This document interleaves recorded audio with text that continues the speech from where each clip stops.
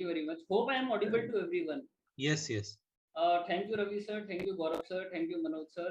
Thank you, Ragini ma'am, for giving this platform, wonderful platform for deliberating my views on this litigation series. So the topic which is being assigned to me is assessment and adjudication under GST law. So without taking much time, I would like to start sharing my PPT, and so I think host Yeah, needs yeah. to allow me Just trying. permission. Yes, sir. Just a moment.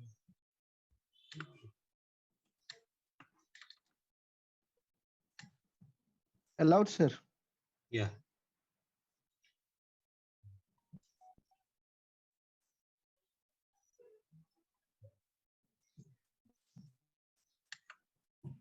Hope it is visible to everyone. Yes, it is. Yes, thank you very much. So the agenda of today's webinar is basically first discussing the overview of the framework. So how this adjudication and assessment goes around the GST law. So what is the overall framework and pillars on which this adjudication and assessment is built. Thereafter, discussing the various type of assessments which are provided under GST law. Thereafter, scrutiny. So scrutiny here in the sense is in relation to the scrutiny of GST returns, and thereafter departmental audit. So in that, whether CAG has permission to do the audit. What about the previous audit which was stayed by Honorable Delhi High Court in the case of mega cabs, wherein Rule 5A was struck down by Honorable Delhi High Court and departmental SFP is pending before the Honorable Supreme Court. Now, whether the department can do service tax audit now also, or what is the current position? So we would be discussing the same. What are the points, relevant considerations in departmental audit, how you need to handle that departmental audit. Now, first thing is you undertake, get your audit done intelligently. And the second is you get your audit undertaken wisely.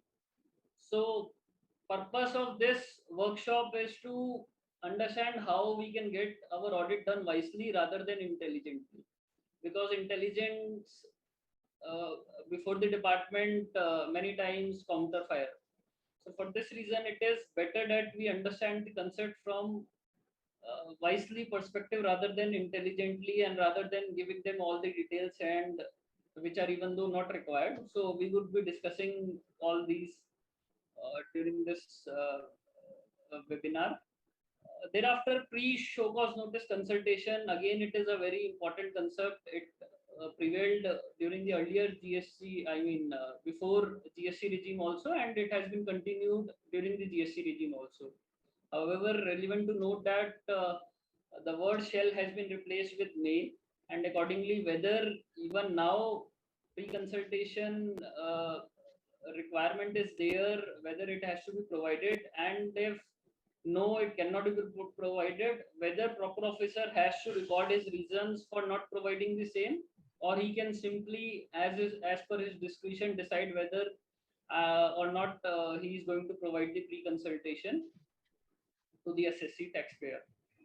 Thereafter, adjudication proceeding, including notices, demands, orders, all we would be discussing, along with the limitation period, when extended period of limitation is invocable, and when normal period of limitation is applicable. We would be discussing all that.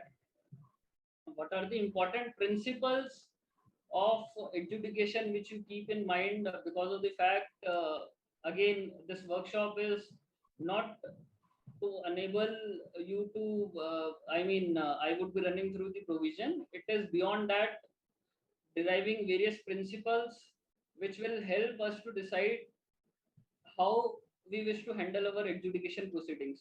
Because simply putting the timelines or simply putting the provisions in front of you will not be of any help, because it is already written in the BEARD laws. So with this, here is the first slide. So overview of the framework. Now we understand that first we have to do the tax assessment. Now, assessment here is at the level of the taxpayer, wherein it is specifically provided under GST law that self-assessment has to be undertaken by the assessee, taxpayer. So, assessment has to be a self-assessment. It has to be undertaken for every tax period. What does assessment means? Assessment means, simply put, it means determination of tax liability.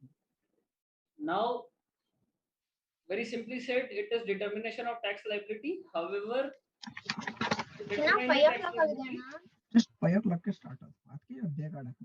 I think someone is not on mute.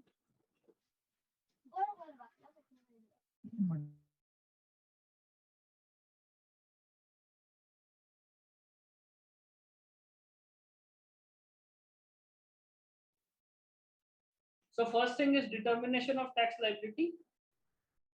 So whatever it requires to assess the tax liability, like whether the person is registered or not, because in case of, let us say, job work, we have different rates, tax rates, and accordingly, it has to be determined whether the person is registered or not.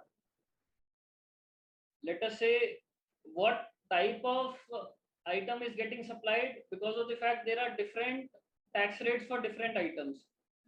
So whatever is required for determination of tax liability comes within the purview of assessment. It can be whether the person is registered or not. It can be whether what sort of item is getting delivered. It can be whether it is a ex-factory sale or whether it is a CIF import or FOB import. It can be anything which can result into change in the tax liability. So assessment, simply put, means tax liability, determination of tax liability within the framework of the law. Thereafter, audit. Why audit is required? Because, simply said, because under GST there is the concept of self-assessment. Now, whenever self-assessment provision is contained under any tax statute, it requires that department is going to audit that assessee's record and documents, so as to ensure that whether that self-assessment was proper or not. So that self-assessment audit has to be done. Audit is to be done by the department, or it can be done by a CA, chartered accountant, once appointed by the department. That is called special audit. Thereafter, demand. Once that audit has been done, either the assessee, taxpayer, is going to accept the audit observation. If it doesn't accept the audit observation, it results into adjudication of the demand. Adjudication now can be two cases where there is fraud, misstatement, or willful suppression of the facts, or it can be for any other reasons. I mean, where there is no suppression, where there is no misrepresentation, where there is no fraud, in that case, extended period of limitation is not invocable. However, in any case, demand has to be ascertained by the authority, and that ascertainment of the demand is called adjudication. And thereafter, once demand has been ascertained, it leads to the recovery provision or appellate provisions. Now, a assessee may decide to appeal against that adjudication order. In that case, there is no recovery. That recovery is stayed, provided pre-deposit requirement has been duly fulfilled by the assessee, which is currently at the rate of 10%. Otherwise, if within the period of 3 months, assessee is not able to decide whether he has to file an appeal, in that case, recovery provisions are provided under the law, wherein department can, among various other things, can attach your bank accounts, can suspend your registration, can sell your movable assets, can declare the transfer of property which you have undertaken because of the fact you got a unfavorable order and you were trying to get away from all the assets by transferring to some of your known person. In that case, that transfer is considered to be void, and in that case, the department recover that property also.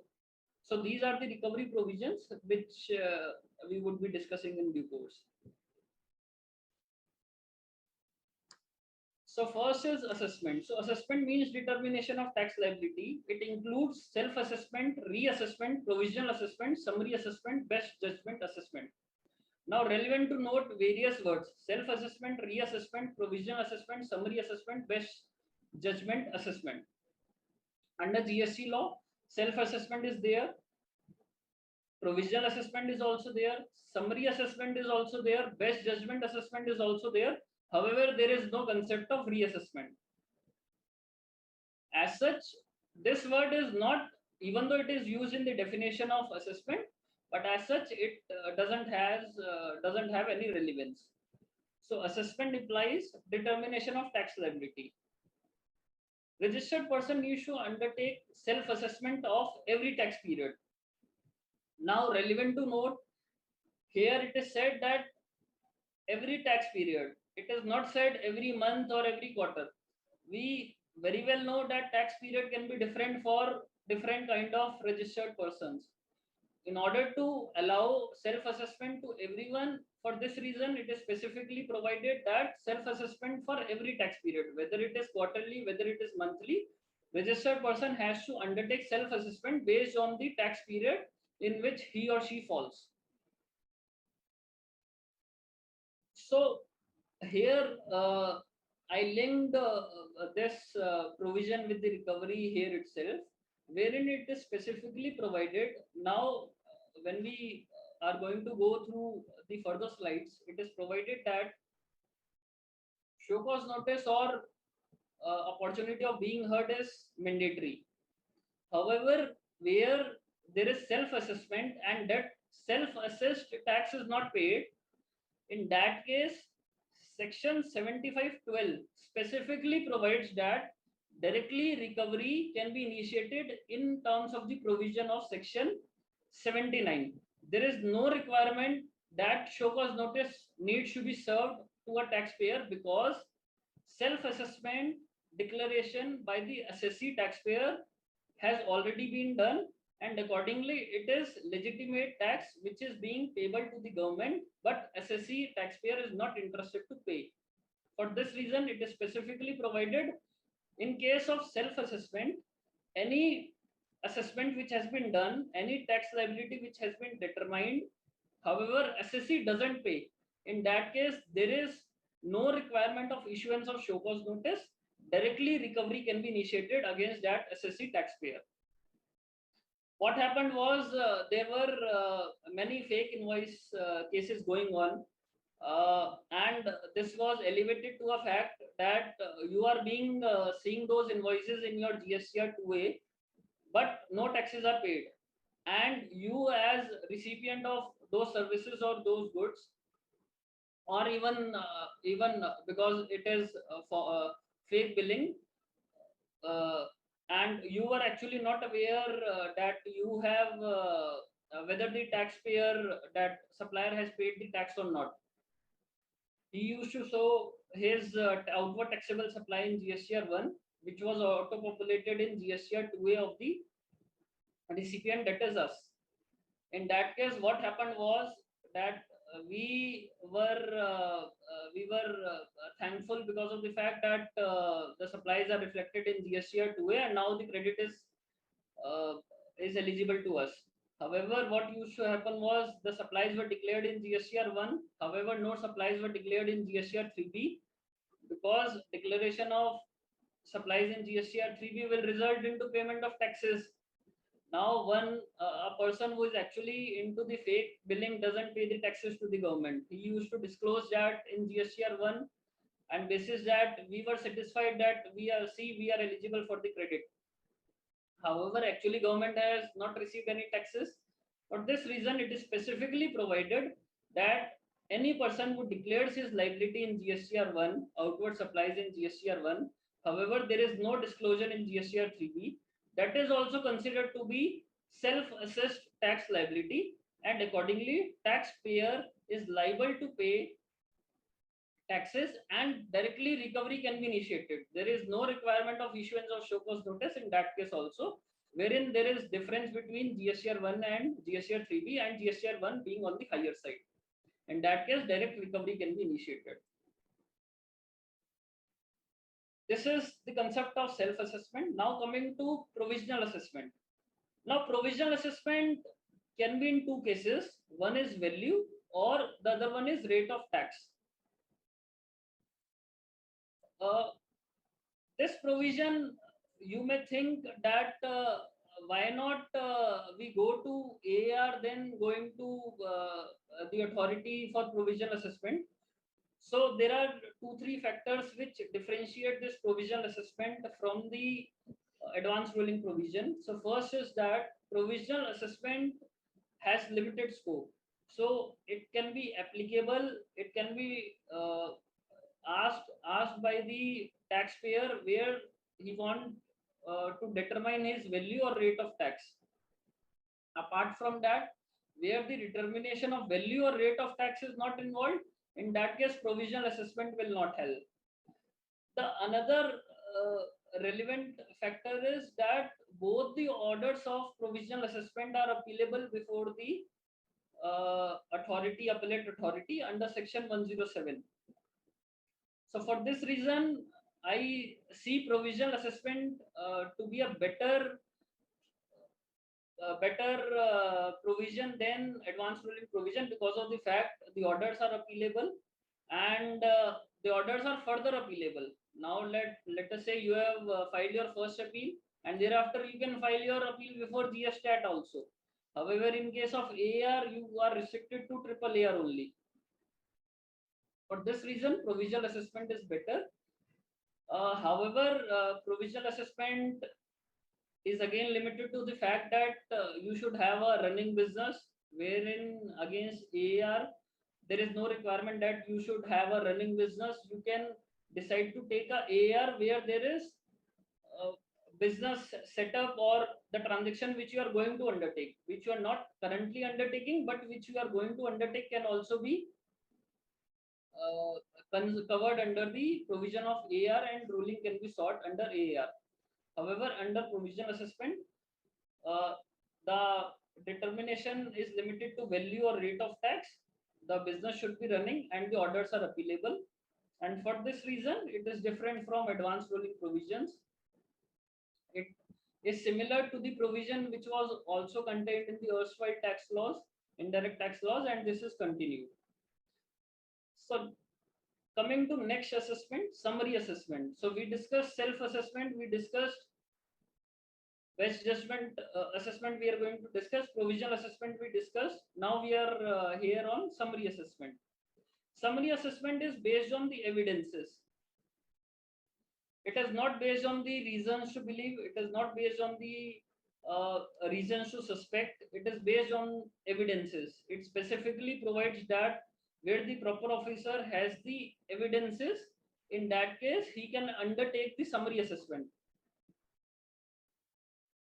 Evidences term is not defined under GST law, and it is specifically laid down by various courts, constitutional courts, that wherein a term is not defined in any special statute, reference can be taken to the general statutes. In this case, evidence has been defined under the Indian Evidence Act. Indian Evidence Act specifically provides and defined the term evidence. Evidence is something which can be produced in the court.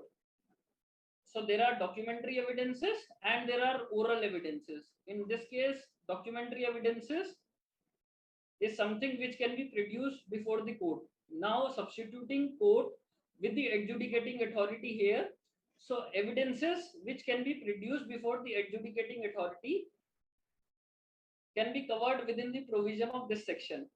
Illustratively, what can be considered to be and can be said to be evidences for the purpose of this section is that let us say GST authority has obtained books of accounts from any other authority. In that case, it can be considered to be evidences under the provision of section 64 for the purpose of summary assessment.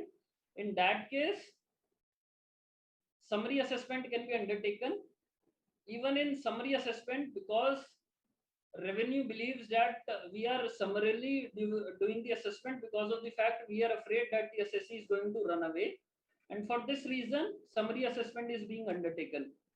So if first there is a requirement that one needs to identify what are the evidences, and on that evidences, basis that evidences, summary assessment can be undertaken.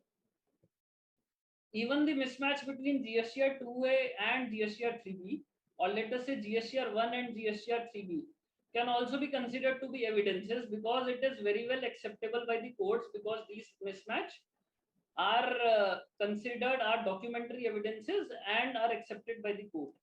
And accordingly, whenever there are a mismatch, whenever let us say there are books of accounts which are not available, there is no requirement to issue the SCN.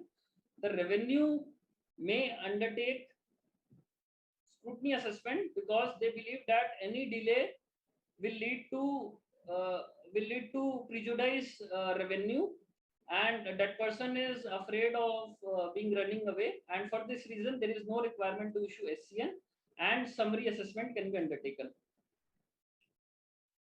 Next is best judgment assessment. Since most of us must have been practicing in income tax laws, we are very well aware of the best judgment assessment. So best judgment assessment can be undertaken if there is failure to furnish the return under section 39, that is GSTR 3B, 44, that is annual return, 45, that is cancellation return, that is final return, even after the service of notice. Now, so let us say a person doesn't furnish the return, best judgment assessment can be undertaken. Kindly note, once that notice is sent that you have not furnished the return and you are required to furnish your return within X number of days, no further notice is being given. Accordingly, it would be considered that you don't have anything to say in this regard. You don't want it to furnish the returns, and accordingly, best judgment assessment would be undertaken. Best judgment assessment can also be undertaken for an unregistered person. Since unregistered person is not required to file the returns under section 39, 44, 45, and as such no notice would have been issued to unregistered person, that itself implies that SCN is required to be served in this case, in case of unregistered person. However, in case of registered person, service of notice for filing of the return is sufficient. No other notice. So service of notice for filing of return is sent under section 46, wherein under section 46 proper officer ask a registered person to file his return under section 39, 44, 45. If that notice is sent and even then the registered person is not responding, that itself implies that he doesn't have anything to say, and accordingly best judgment assessment can be undertaken under section 62. In case of unregistered person, because there is no applicability of section 46, and as such show cause notice is served. Various principles are enunciated by Honorable Supreme Court from time to time. So illustratively, if we wish to discuss is that a person doesn't file his return and proper officer undertakes his best judgment assessment. For best judgment assessment, what it does is he takes out the financial statement, which is a public record available at the MCA website.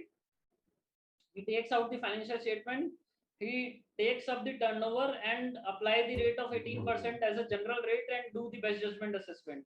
So that best judgment assessment is contrary to law, because of the fact no applicability or no relevance has been given to GSTR 2A, which is also available to a proper officer. When you say that I have the financial statement, I have the turnover record, and simply multiplying it by 18% and determining the tax liability, see this is your tax liability, and your best judgment assessment is undertaken, that is not a correct position.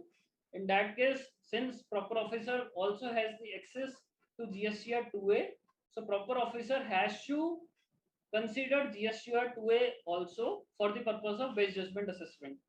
So these observations are, these observations are in different contexts by the Honorable Supreme Court, but essentially the principle is same, that you need to take all the records which is available to you before doing the best judgment assessment. It is not that you are going to take only the record which is suitable or comfortable to you, and the other record which is not suitable or comfortable to you is going to be ignored, even when it could have been made available to you, or it was already available to you, because GSTR 2A is also available to you. So there is nothing hardship in providing the ITC benefit to a CC in case of best judgment assessment. Next is scrutiny. So scrutiny is also part of the assessment. So whenever when we see chapter under GST law, so scrutiny is also covered within the chapter of assessment. So as such, there is no separate chapter created of scrutiny, because there is only one provision of scrutiny. Since assessment, there are 4 types of assessment except reassessment, which is contained in the definition of assessment. That is self-assessment, provisional assessment, summary assessment, best judgment assessment. Apart from that, there is scrutiny, which is also contained in the chapter of assessments. So scrutiny relates to returns and related particulars. Scrutiny is undertaken to verify the correctness and to inform the discrepancies. Quantification to the extent possible would be undertaken by the proper officer. However, it is not mandatory that the quantification would also be provided.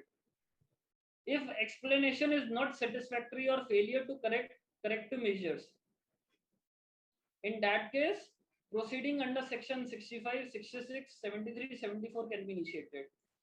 Accordingly, it is very relevant to avoid the hardship from the audit, special audit, which may also result into adjudication of demand.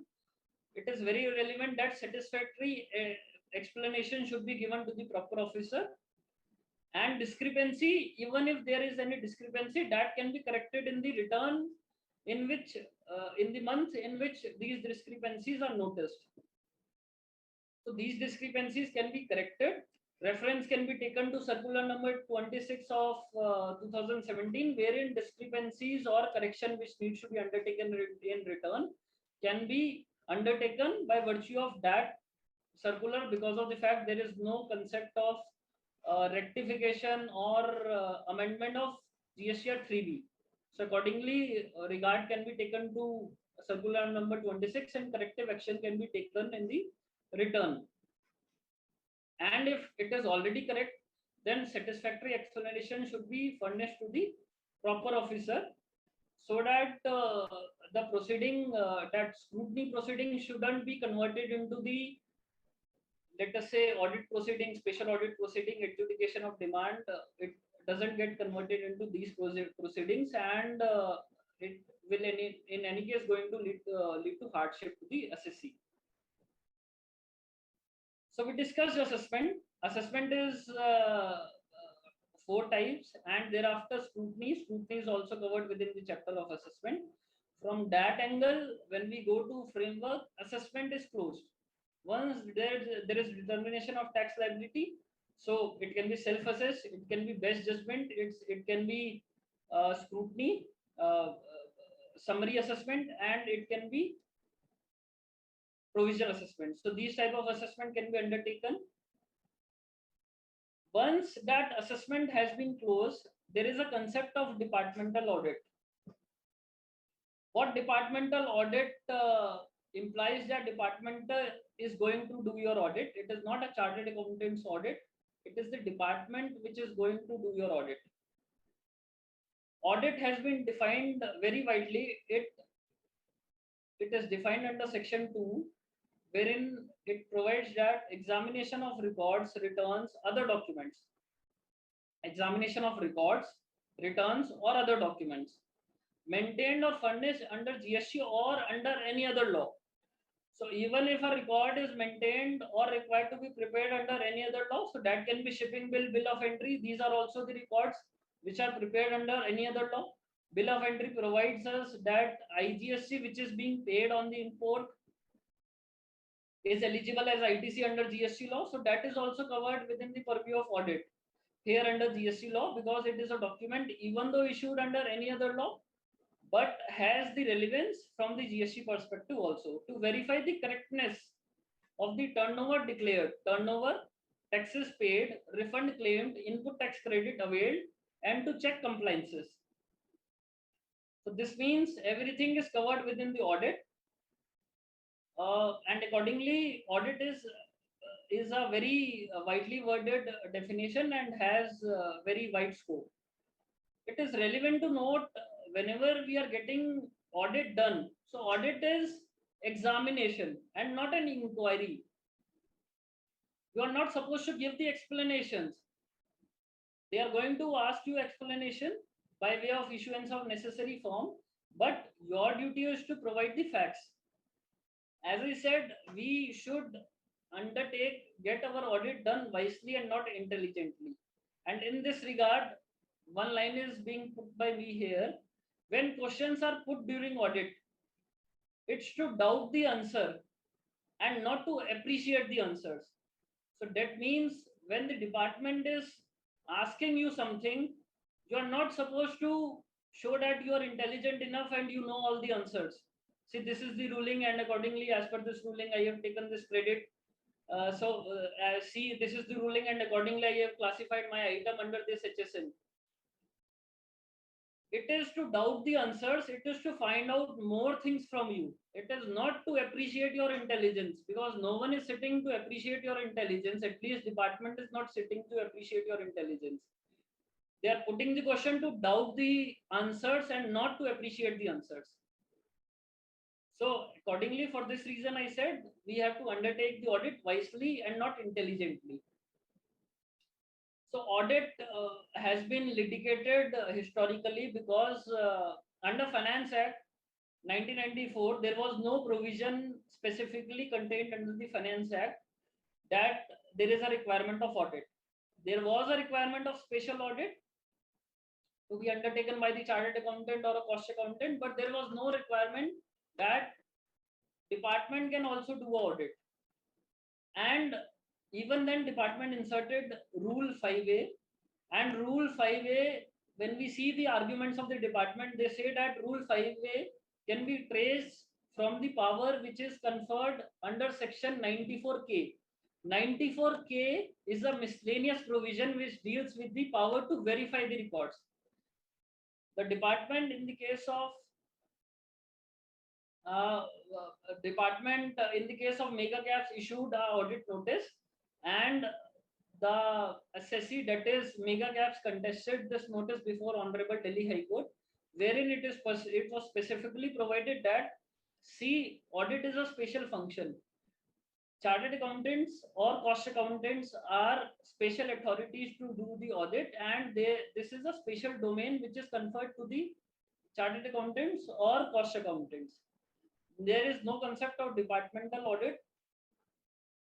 If anyone is trying to do a departmental audit by virtue of Rule 5A, it is not valid.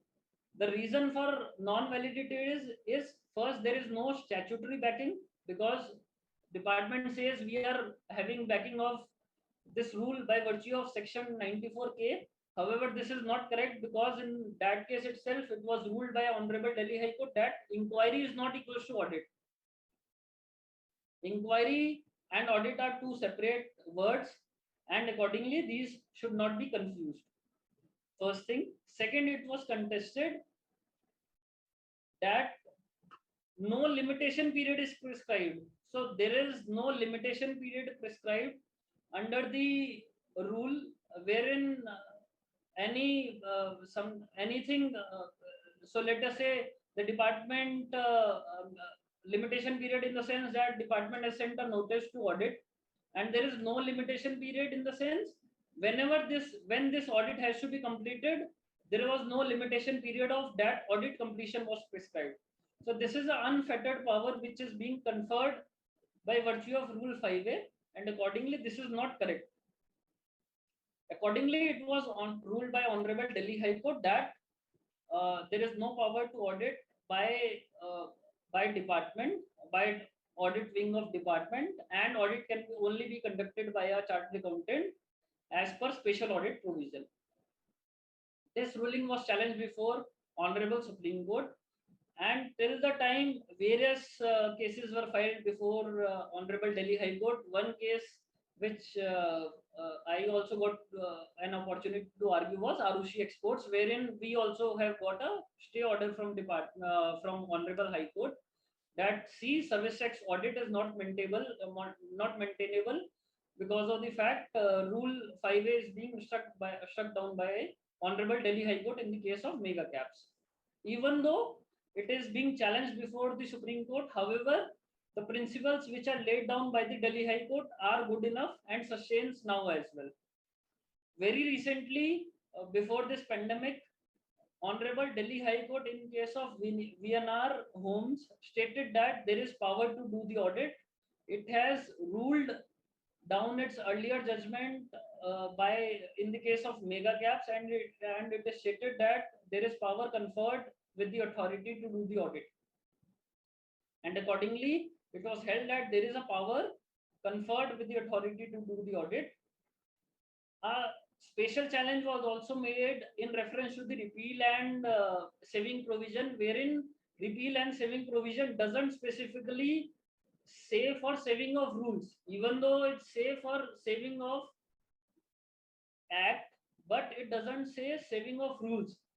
Since audit is provided under rules, it was contested and argued by the petitioner that there is no saving of the rules, even though you say that audit is very well within the power of the department, but there is no saving because it is getting started after repeal of the Finance Act. However, it was stated by the Honorable Delhi High Court that when the act is mentioned, it also means rules are also mentioned.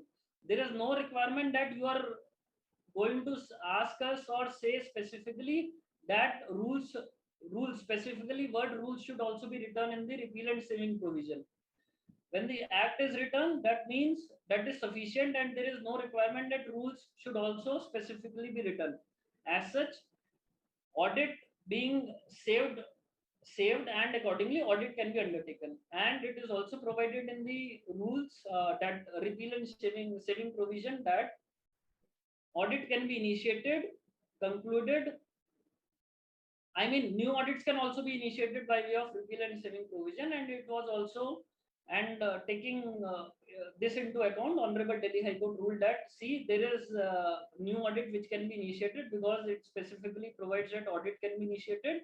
It specifically write act which also includes rules, and accordingly there is power conferred to the department to undertake the audit, and that too after inception of the GST law. So there is no legal embargo in undertaking service tax audit after inception of GST law. So this is the position now. This position as of now for the time being is settled by Honorable Delhi High Court that audit is maintainable under Finance Act 1994 also. Taking this into account, the department was very well aware that this provision is also going to be challenged after inception of GST law. There was specific provision is being made under GST law that department can do the audit. Earlier, there was no specific provision contained in the Parent Act. Now, a specific provision is contained in the Parent Act itself that department can do the audit. Audit can be for a financial year or multiple financial year clubbed together or part thereof. So we see that audit is being conducted for 1.5 years or let us say 2.5 years, 2 years, 3 months. So that is also acceptable. Audit needs to be completed within a period of 3 months from the commencement.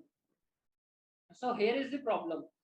For one of the ground for quashing of that rule 5A was there is no limitation.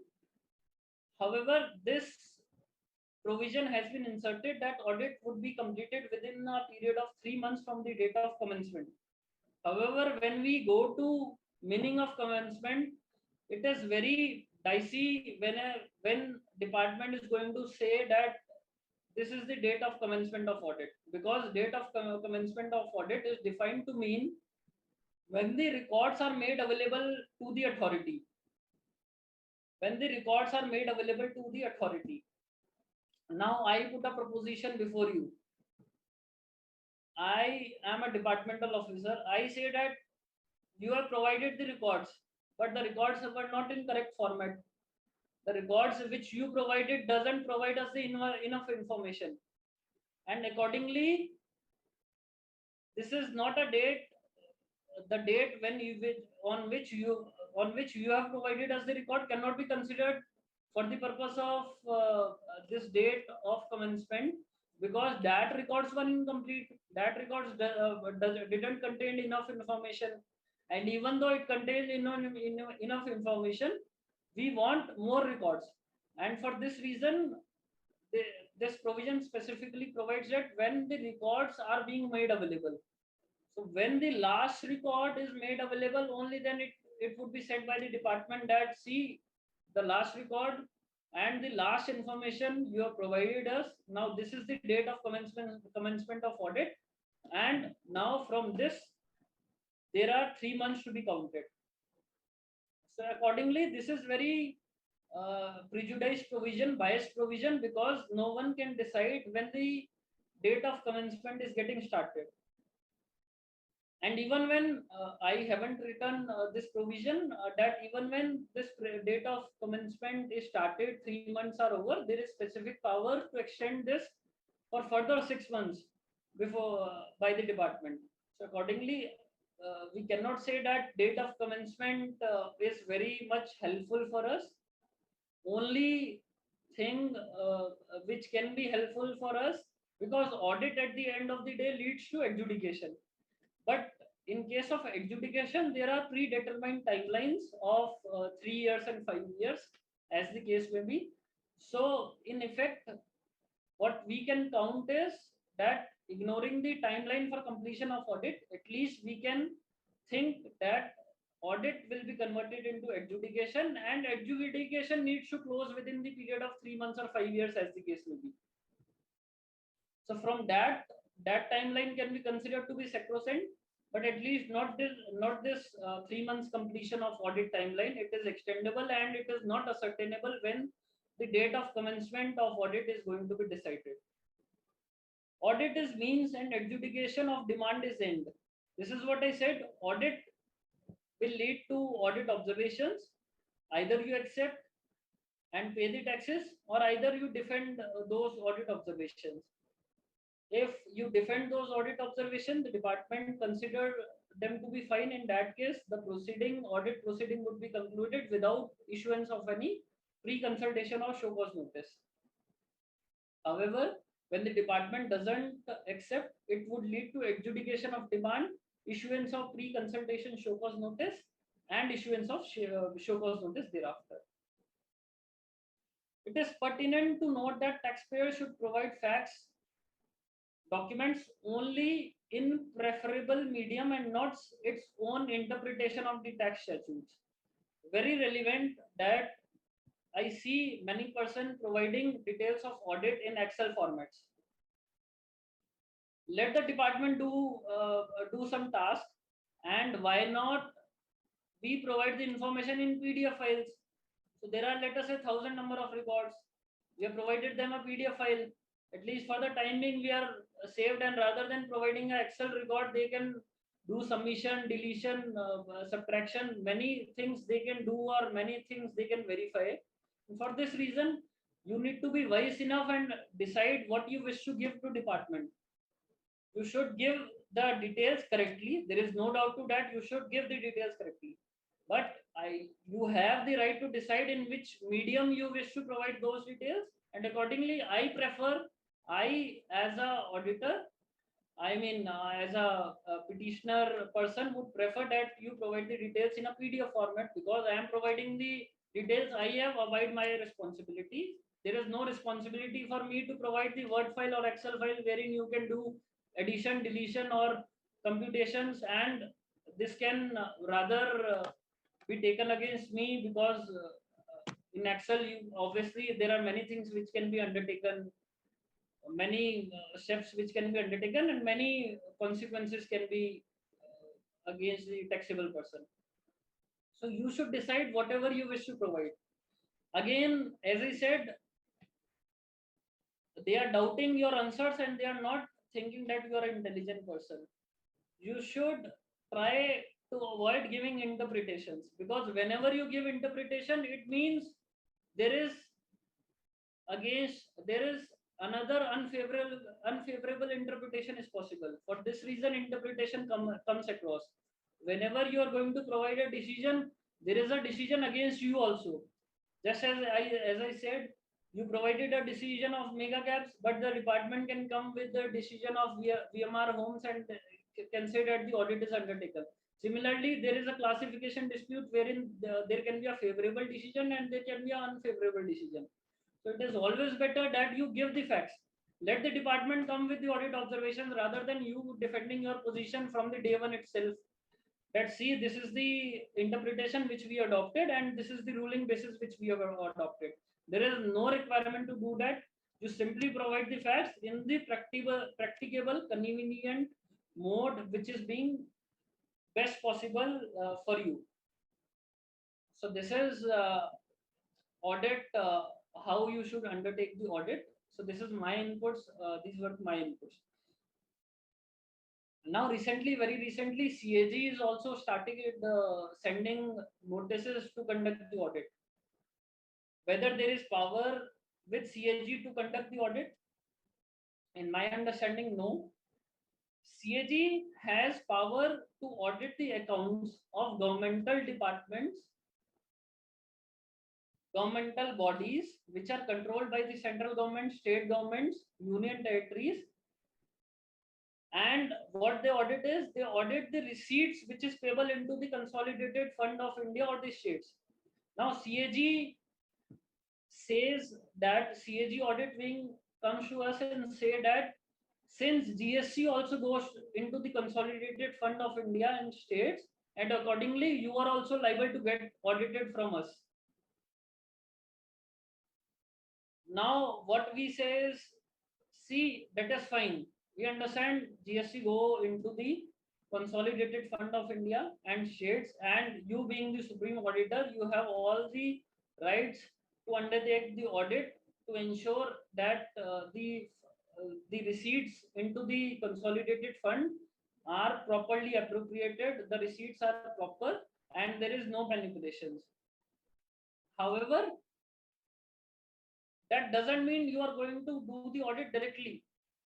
You being the supreme auditor, there is then departmental auditor, then there is departmental auditor appointed as CA. So CA is also appointed by department. So all these persons are doing the audit. If you have anything to check in relation to proceeds, you go to these persons, that is departmental audit wing of GST, and ask them, what are you auditing while doing the audit of private entities?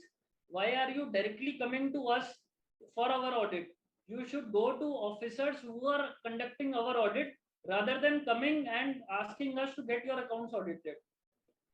So there should be, what I'm trying to say is, there should be nexus. First thing, there is power to conduct the audit of governmental departments with CAG. Now the CAG comes with an explanation that I am conducting the audit of governmental departmental only, but in order to ensure whether that governmental audit authorities are performing well, I need to ensure that that since you are being audited by that departmental audit authority, I would also audit you to ensure that whether departmental audit authorities are conducting the audit in the proper manner.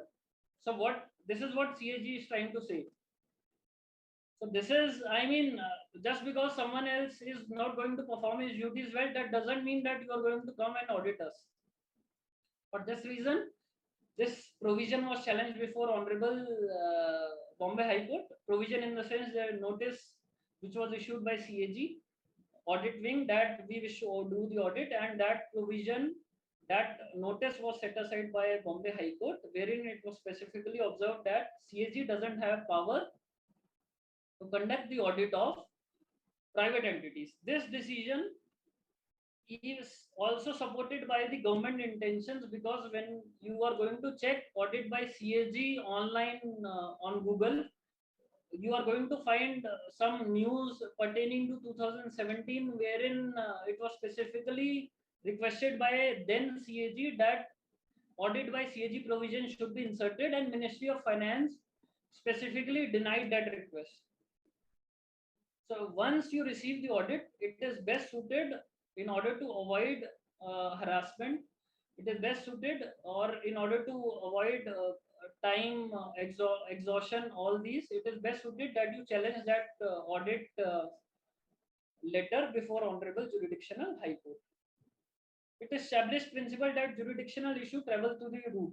Since CAG doesn't have the right to audit, it is the jurisdictional issue, and no court will allow CAG to do the audit because it is a jurisdictional issue, and accordingly, it is going to be set aside. Very relevant to note is that we have one provision which says that once you have participated in any notice inquiry, you have entertained any demand, any investigation, in that case, you are not supposed to raise the jurisdictional issue later on. So what we should do when this letter comes to us? We should write specifically, this is what is being written by me, that you are discussing with the client. CAG has asked you to provide the information within 7 days, and the client, the discussion with client will take around 7 to 10 days. You are going to discuss with counsel or experts, or as the case may be, to decide what position you wish to take. And in the meantime, you have the deadline to reply to that notice, which asks us to provide the information within 7 days. What you should do? You should file a reply stating that we need 7 days time to reply to this notice. We need 7 days time, 10 days time, 15 days time, 30 days time to reply to this notice. I haven't said we need time of 7 days, 10 days, 30 days to provide the information, to provide the documents, to provide the details which you have sought from us. The reason for which I am telling this language, usage of language, is because of the fact, in the first instance, you said we need 7 days time to reply to this notice. Now my reply can be anything, whether I wish to provide the details, I wish to challenge this notice before Honorable High Court, or as the case may be. However, when you say that I would be needing this much time to furnish details, that means you have decided to entertain that notice, and accordingly you would be stuck by the grudges of section 162, wherein it specifically provide that once you have entertained a notice, you cannot raise the jurisdictional issue later on. For this reason, you should understand the meaning of words which you wish to use in the letter which you are going to file with the CAG asking for time.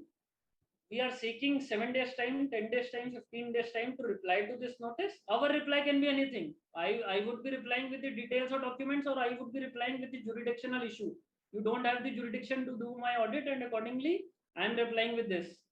So I am asking time for reply. I am not asking time for furnishing documents, details, any information. So when I say I would be furnishing information, documents, detail, they may say that you also accepted jurisdiction, and for this reason you sought time to provide the information, documents, details, and now later you are coming and raising an issue of jurisdiction. So for this reason, to avoid this legal embargo wherein it can be used against us, and to again use our language wisely, it is always better that we use this language, and this language is relevant for all the cases where you see or you think there can be a jurisdictional issue. Now let us say in case of adjudication proceeding, it is decided by a circular that the cases above 1 CR would be adjudicated by the DC or AC. For example, I think limit is 1 CR would be adjudicated by JC or AC, Joint Commissioner or Judicial Commissioner. However, in your case, there is tax liability of 1 CR, but that is being adjudicated by the DC or Deputy Commissioner or Assistant Commissioner. However, as per law, it could have been adjudicated by additional commissioner or joint commissioner. So in that case, it is very much important that you reply to that adjudication notice also, that see, we need time of this much days to reply, because you are finding it something unusual because of the fact you have this much turnover and your audit is being undertaken by a junior authority. So you can seek time to reply rather than seeking time to furnish the information and details, because again they are going to come back to us and they would say that you have already entertained the proceeding, because it is specifically mentioned in section 162 that jurisdictional issue has to be challenged at the first instance. They may say that your letter was the first instance, you haven't challenged that jurisdictional issue at that point of time. So accordingly, so this is my inputs in relation to this. Special audit. Special audit is conducted by CA or a cost accountant, where there is a direction received by the taxpayer to get his accounts audited by a CA or a cost accountant, and that direction can be issued only after that direction issue is issued by the proper officer, but there is requirement of approval of the commissioner. So once commissioner approves, only then that direction has any binding effect. So it is very relevant to note, commissioner has to give his approval, and you can ask your jurisdictional commissioner to provide us the reasons, to provide us the approval for that. This audit, special audit, is in two cases only, where the value is not correctly declared. So proper officer has reasons to believe and commissioner approval has been taken that the value is either not correctly declared or credit is excessively availed. So value is not correctly declared or credit is excess. In only these two cases, special audit power is there. Again, audit in this case also is a means, and adjudication of demand under section 73 or 74 is there. Audit will lead to audit observations. Audit observation will lead to your reply to audit observations. Either they would be accepted or denied. If they are accepted, then that is fine. If they are denied, it would lead to pre-show cause notice consultation. And we are here now on pre-show cause notice consultation. Pre-show cause notice consultation finds its validity under section 73(5) or 74(5). That is ascertainment of tax liability by proper officer before SCN. I was reading the background of this provision. So this background was that there are many frivolous litigation which is being conducted across the country in relation to tax matters. And in order to avoid those litigation, this provision was initially inserted in excise regime, and now this is continued in the GST regime, wherein a consultation was actually emphasized, wherein taxpayer and jurisdictional officer would sit together and consult, and thereafter would decide whether we wish to close this issue or we wish to go ahead with the SCN. So the validity is found under section 73(5) or 74(5), that is ascertainment of tax liability by proper officer before issuance of SCN. It is an intimation of demand which may or may not be accepted by the taxpayer. If not accepted, in most of the cases, so let us say taxpayer doesn't accept that intimation of demand which is being raised by the proper officer, in most of the cases it is going to lead to show cause notice. It is essential that only relevant line of defense is disclosed while replying to the intimation of demand, since disclosure of entire line of defense will place the taxpayer back foot during reply to SCN. So what does this mean?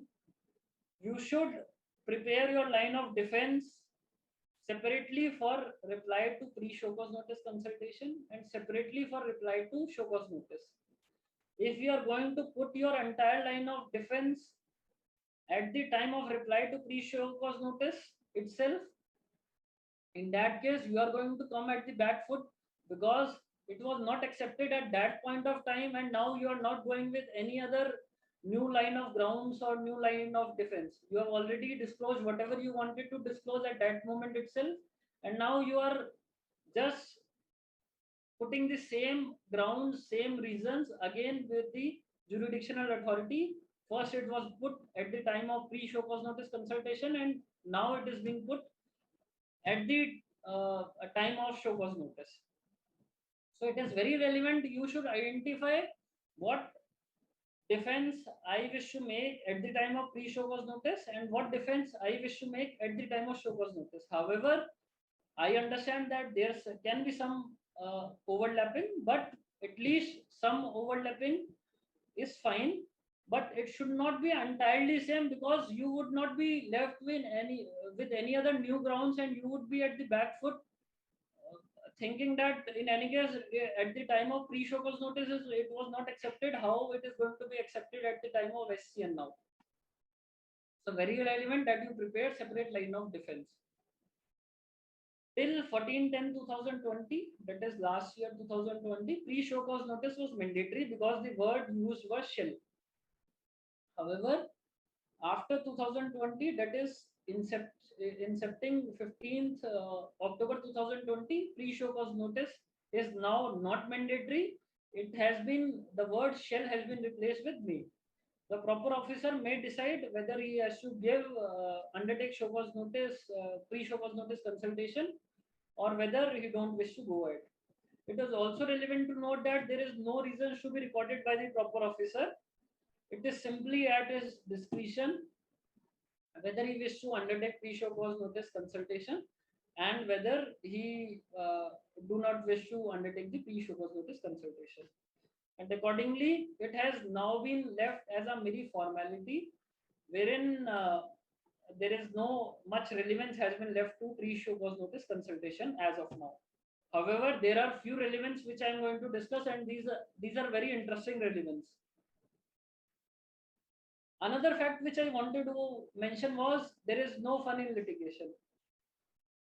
So we as consultants or practitioners may be having fun in litigation. However, we as a consultant of taxpayer also, it is our duty that we tell the taxpayer that, see, you should accept the demand in the following cases, because there is no financial impact in this case, or you are already wrong.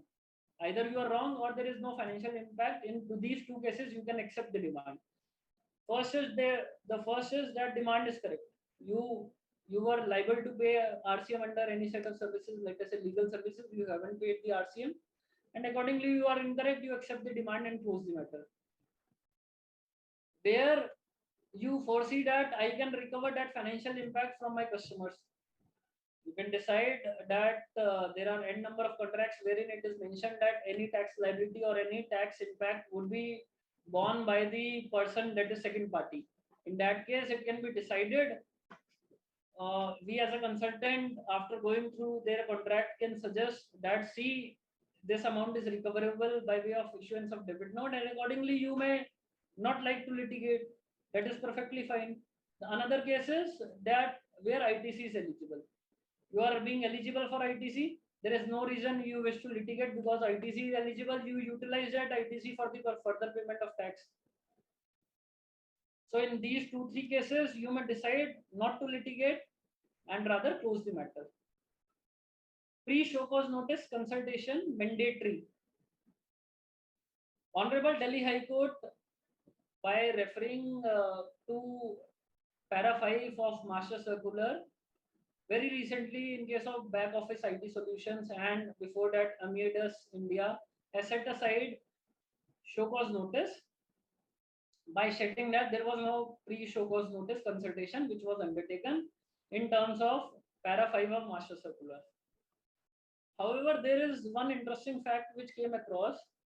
Now that show cause notice is set aside, we understand that show cause notice are issued near the last date. We see many times that show cause notice are issued in hurry and these are issued near the last date. That show cause notice is now set aside. The court says that we are setting aside the show cause notice, and this will have the effect as if the show cause notice never existed. the department litigated before Honorable Supreme Court, and this case is pending, wherein this issue is to be decided whether limitation period is going to be counted from the date of earlier show cause notice which is being quashed, or whether limitation period is going to be counted from the new show cause notice which is to be issued. Since in essence, when you set aside any order, any direction, or let us say any notice, it means that as if it never existed.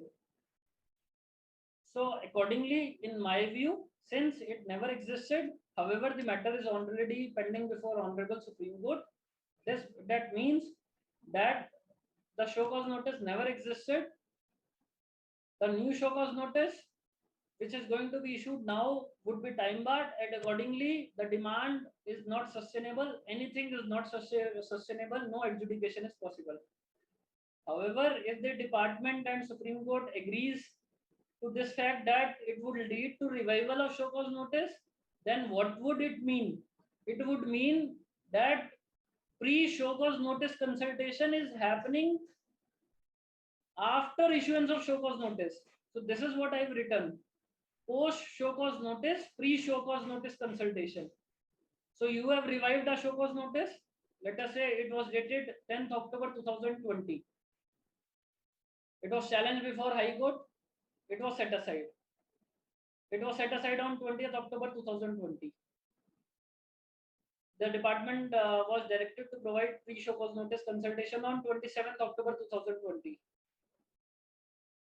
Now, what does this mean? The show cause notice which was issued on 10th October 2020 is revived. Pre-show cause notice consultation, as the name suggests, it is pre-show cause notice consultation is happening on 27th October 2020. So what does this mean? This means that pre-show cause notice has converted into a post pre-show cause notice consultation.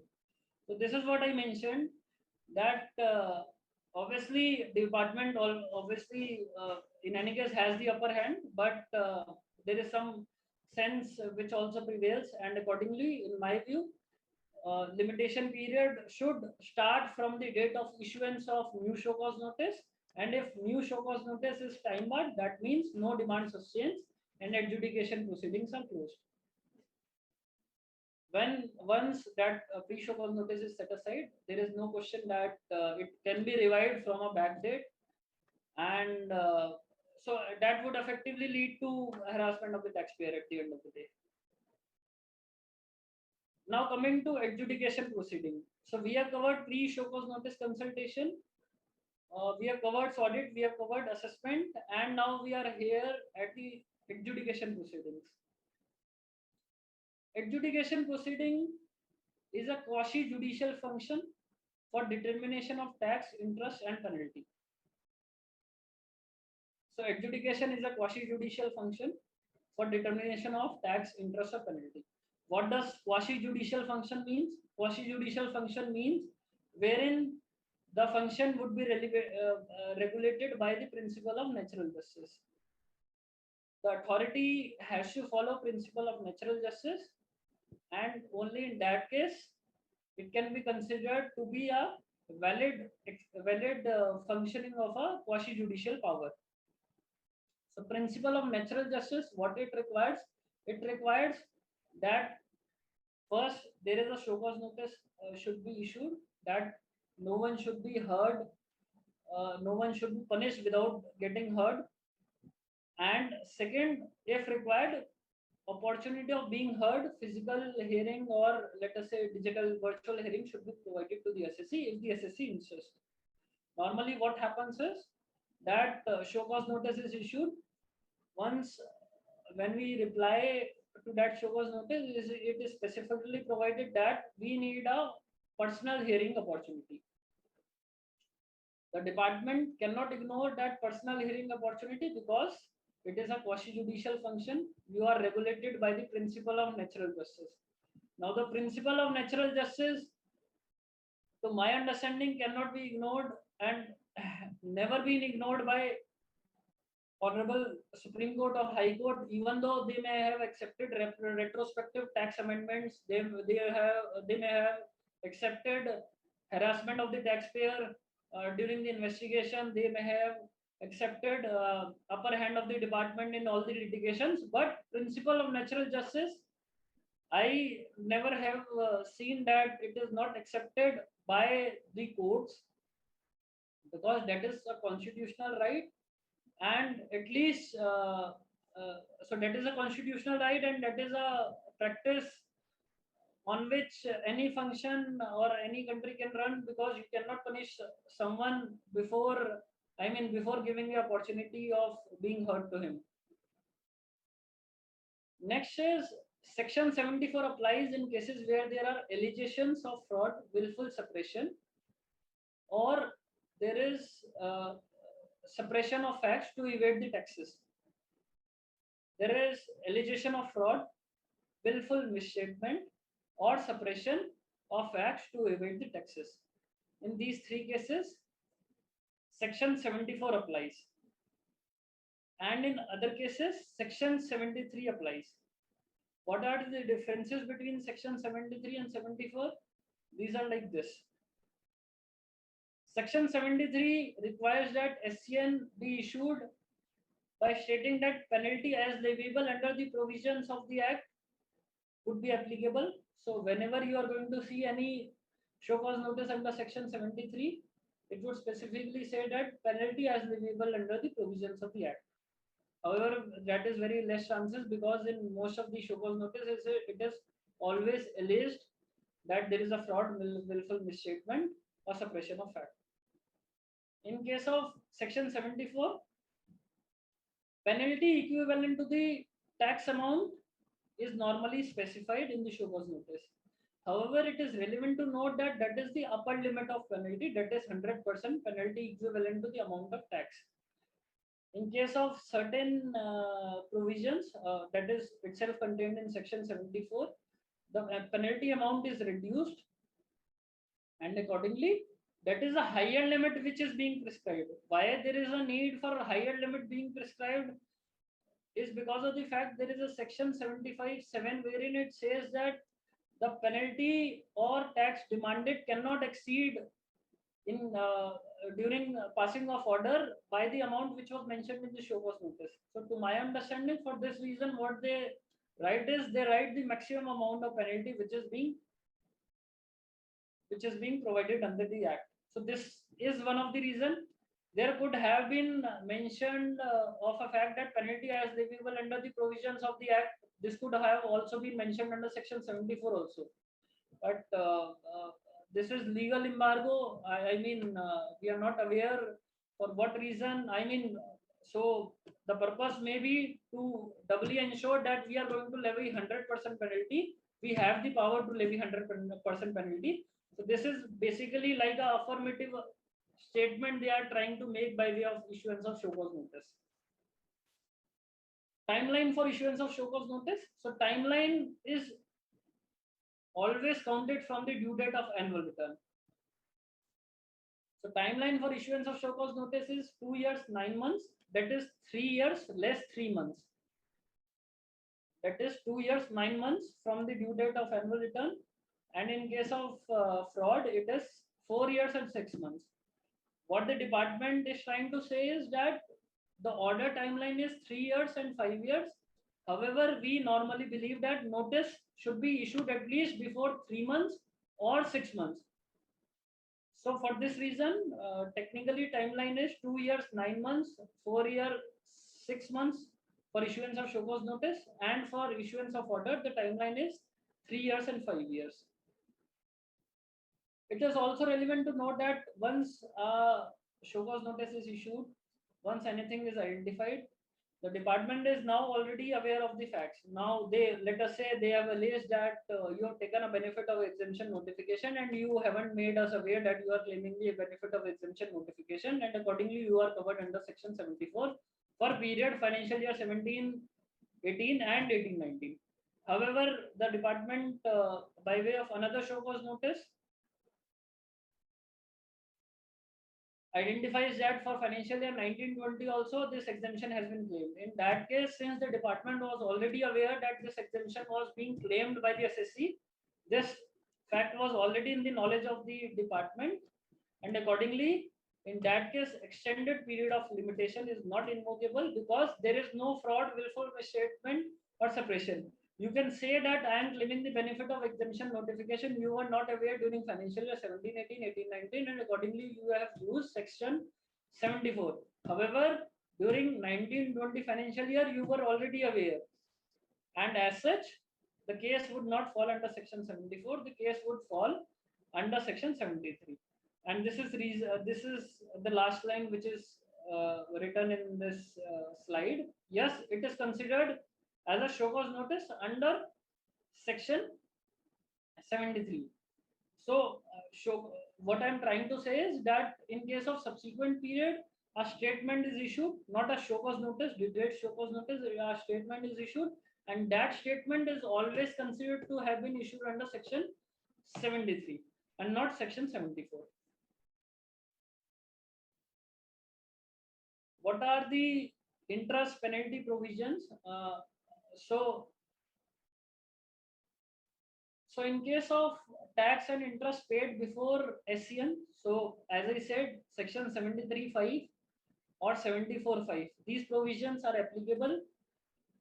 Where, so let us say it says that, so there is section 73(5) and 74(5). However, it is halfly written, I mean not fully written.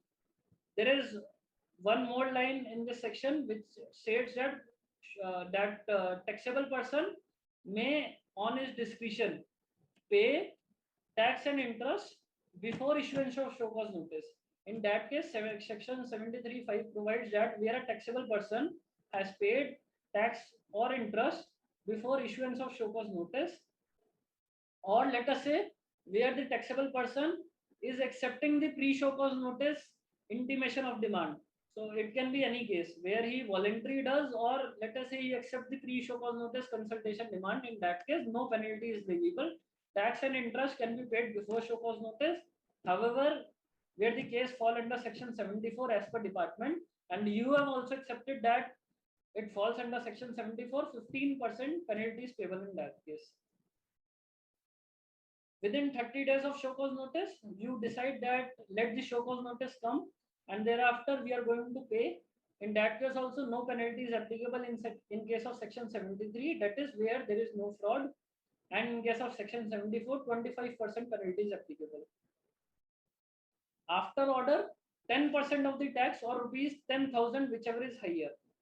So after order, 10% of the tax would be paid as penalty, or rupees 10,000, whichever is higher, where there is no allegation of fraud. In case of allegation of fraud, 50% of the tax, if paid within 30 days of the communication of order. So penalty would be 50% of the tax if paid within 30 days of the communication order. If not paid within 30 days, 100% penalty is payable. And for this reason, I said that why department is making a affirmative statement that penalty equivalent to the amount of tax. So they want to make affirmative statement that we have the power to raise the penalty, levy the penalty at the level of 100%, which is also provided in section 122 also. Section 73, 74 on machinery provisions, it needs to be read with section 1222, subsection 2 of section 122 to the extent possible. Why I have written to the extent possible? Because section 122 applies in case of registered persons only. When you go to the definition, when you go to the provision, it says that section 122 applies on registered person, and the wording used is entirely same with the wording which is used in section 74. So, however, section 74 applies on any person who is liable to pay the tax, and section 122 applies on a registered person. So to the extent possible, where a person is registered, the penalty would be leviable under section 122(2), and the notice or demand would be issued under section 74. This was the practice in the service tax regime also, and this is being continued in the GST regime also. However, let us say a person is not registered. In that case, what they are going to do, they are not bothered with section 122 where it says that it is applicable on a registered person. They would simply say that, see, you are unregistered person and you fall within the provision of section 74. Section 74 also has the power to levy penalty of 100%. In that case, section 74 would be used. The reason why I say that section 74 and 73 has been widely worded is because first, it applies on any person. Section 122 applies on registered person. And when we see various provisions, it is specifically provided that when the proceedings are closed under section 73, 74, it is deemed that the proceedings under other provisions of the law are also closed. Other provisions in the sense, it says section 122 and other penalty provision, it is also deemed to be closed, except section 132, which is a prosecution section. However, when it is not a vice versa. So they don't say that when the proceeding is closed under section 122, in that case, it is deemed that the proceeding under section 73 or 74 is also closed. So accordingly, section 73, 74 is used to the extent possible, to the extent harmonized with the other penalty provisions. If not harmonized, section 73, 74 can be used independently. And so I was discussing another concept. So let me take to the next PPT. Next slide. Now let us say section 73, 74 starts with a line where the proper officer believes that tax has not been paid. Section 73 start with where the proper officer believes that tax has not been paid, ITC has been wrongly availed or utilized, or where the refund has been erroneously granted. In that case, section 73 and 74 can be applied, and accordingly, adjudication proceeding can be started under section 73 and 74. However, what happens when, let us say, you have, let us say, paid the taxes. You have paid the taxes, and accordingly, now you are not covered by section 73, 74 because on the date of service of SCN, no taxes pending to be paid. On the date when the SCN is served, there is no ITC which is wrongly utilized by you. You have already corrected everything now. So whether in this case penalty can be leviable, yes, there are penalty provisions. Now how these provisions would be adjudicated in this case, how the penalty would be applicable, because there is no penalty, there is no tax or ITC which is going to be recovered in this case. In that case, it is specifically provided that a proceeding can be initiated, standalone proceeding can be initiated by way of issuance of that SCN under the penalty provisions. And this is the line which is being written by me. If section 73, 74 not applicable, penalty, if any, is leviable under the relevant penal provisions along with section 127. Now section 127 says where the penalty is leviable and where the provisions of section 73 and 74 are not applicable. In that case, section 127 specifically provides that before levy of penalty, opportunity of being heard is going to be provided. However, very relevant to note, there is no limitation limitation period which is being provided. Now you are saying that your proceeding are not dealt by section 73 and 74 because there is no tax or ITC which is being liable to be paid on the date of service of SCN. The penalty is a standalone proceeding. You have invoked section, let us say 122, and you now wish to levy the penalty. There is no limitation period being provided, or let us say section 125 or any other section where penalty is prescribed. There is no limitation period which is being provided. The penalty can be levied after, let us say, 7 years, 8 years, 10 years. In that case, it is very relevant to refer to the various judicial precedents wherein it is observed that the penalty should be adjudicated within a reasonable period of time. Reasonable period of time cannot be decided by way of simply putting X number of year would be reasonable. It should be decided on the facts and the circumstances of the case. What is reasonable should be justified by the proper officer. It is not taxpayer which is going to justify that this is the period reasonable. Now let us say proper officer raise a penalty notice after 7 years. It is the proper officer who has to satisfy the court that this is the reasonable period, and for this reason penalty has now been invoked after 7 years, because this was the case not covered by section 73-74. Limitation period of section 73-74 would not apply because it is a standalone proceeding under the penalty provision sections with opportunity of being heard provided by section 127.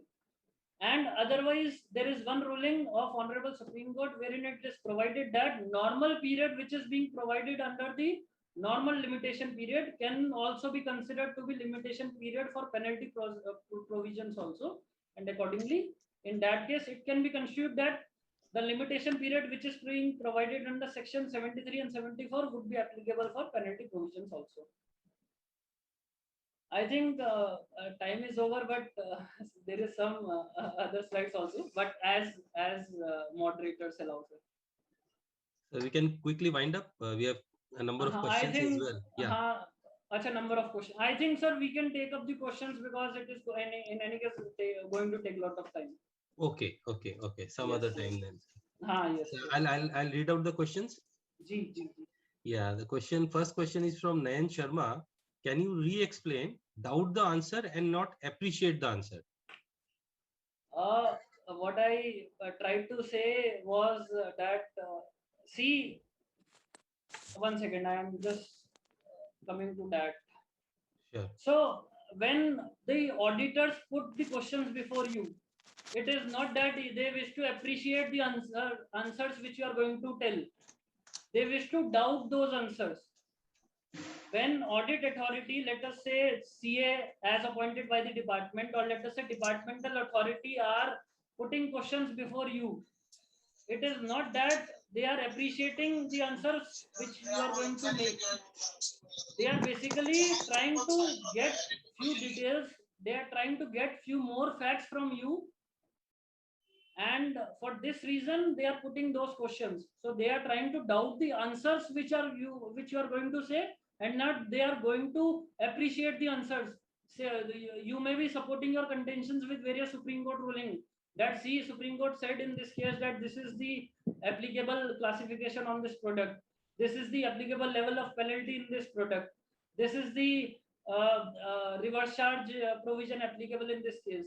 So they are trying to get more information from you, because had they wanted to appreciate, that is very rare. And for whatever reasons, when you say that you have a favorable ruling in your favor, there are certain cases where you have, and in most of the cases you have unfavorable ruling also. You have told the department that this is the favorable ruling. Department is going to come up and say that we were actually trying to get the answers from you. We were doubting the answers because this is the unfavorable ruling with us. So it is always better you don't answer. It is not an inquiry, it is examination. You tell the facts only and don't tell the interpretation, or don't try to be intelligent before them. So this is what I tried to say. Yes. Next question is from Nilesh Javeri. Can we not write to the department that please provide the complete details and format in which such details are required by yourself to commence audit? Sir, you can certainly ask those formats, or let us say those details. But those details, the department may later say that no department is first going to do that. And even if they does, they are going to say later on anything that this was the format, this is the detail which is not being provided in the correct format.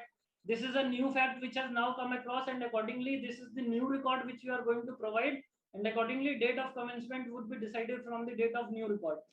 So I haven't seen this happening wherein they release a standard format. Even wherein guidance has been issued by the commissionerate, they say that whenever any new fact is being ascertained, it is a responsibility being casted on the audit party to obtain the records for that additional facts also. I mean, when they have the instruction from their commissionerate to do something like that, I mean, they are not, I mean, I don't agree to this fact that they are going to provide us a format, or let us say list of the details which they need from us. Another question from Nilesh Javeri. The department alleges suppression of fact, etc. in every case where they conduct SCN and invoke extended period. So what do you have to say on that? Sir, this is what I said, that in majority of the cases, practically you hardly will see any case where extended period of limitation is not involved. So this is, I mean, for this reason, your chances of relief at the first stage is less than 5%. At the appellate stage, the chances of relief goes up to 25%. At the tribunal stage, goes up to 70%. So this is what the litigation is, and accordingly, I mean, they are going to allege everything because they don't wish to work, and even if they wish to work, I mean, I really doubt they would be leaving their power of 5 years. Obviously. Yes, they would not like to leave their powers of 5 years. They rather come with the explanation and say that you don't challenge this SCN on the ground of limitation period. We actually forgot to issue this show cause notice in 5 years. At least we have issued in 5 years, 10 days, or let us say. I mean, so this is departmental things, and we cannot do anything. Next one being from Sabyasachi. In the event department is not find details submitted by SCC in PDF and seek the details in Excel format, then what would be the defense of the SCC in terms of GST law? Sir, in any case, you have to provide those details. So it is like, this is what I said. I mean, I have seen that companies appointing scope like a person who can convincingly make department people comfortable with the details which he is providing and the details which is not able to provide. So it is, everything is doing the task wisely and not intelligently. You have, I said, you may try to close the details with the PDF format, but department may come and say that, see, provide us the details in Excel format, you cannot do anything. I mean, it is all game which you are playing at the time of first stage adjudication. Next question is from CA Manoj Nata. If an institution is getting commercial receipts, public fee, and also government grants, can CAG conduct its audit on the pretext of verifying ultimate disposal of government's money? If pardon please, if an institution is receiving commercial fee and grant from government, can the CAG conduct audit on the pretext? Sir, essential point is not the receipt from where they are getting. Essential point is what that entity, I mean, who are holding that entity. So who are the persons who are running that entity. Now let us say a governmental department may be engaged in the private business, private public partnership. Yeah. But in that case also CAG audit is applicable. It is not the activity which decide whether the CAG audit is applicable. It is the holding which decide whether the CAG audit is going to be applicable. In this case, if the holding of entity is by private persons, in that case CAG audit would not be applicable, even though receipts may have been received from the government. Yeah, he meant to ask that only, private entity only. Yes. Yeah. So holding is important, activity is not important. Yeah.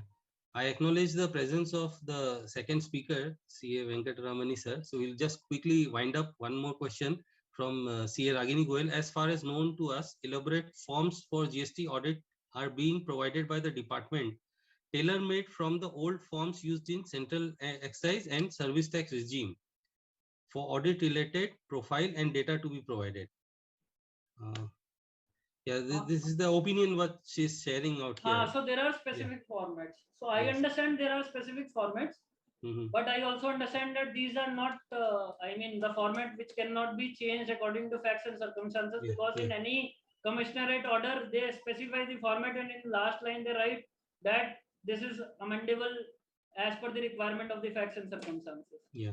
And the last question, is there any penal provision if we delay in providing data for departmental audit?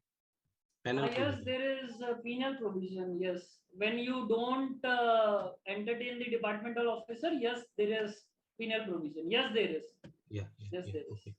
So with this, we have come to the end of the first session, and our thanks goes to CA Sivasis Karnani for deliberating and coming out with the points so nicely. Thank you. And Thank I you. request CA Nikita to take over. Thank you, Gaurav Bhaiya. Thank you so much. A very good evening to everyone present. What an absolutely engaging and informative session. I must say, Mr. Kannani's deliberation has set an interesting and inquisitive tone for the meeting today. Next up, we are going to discuss appeals under GST law.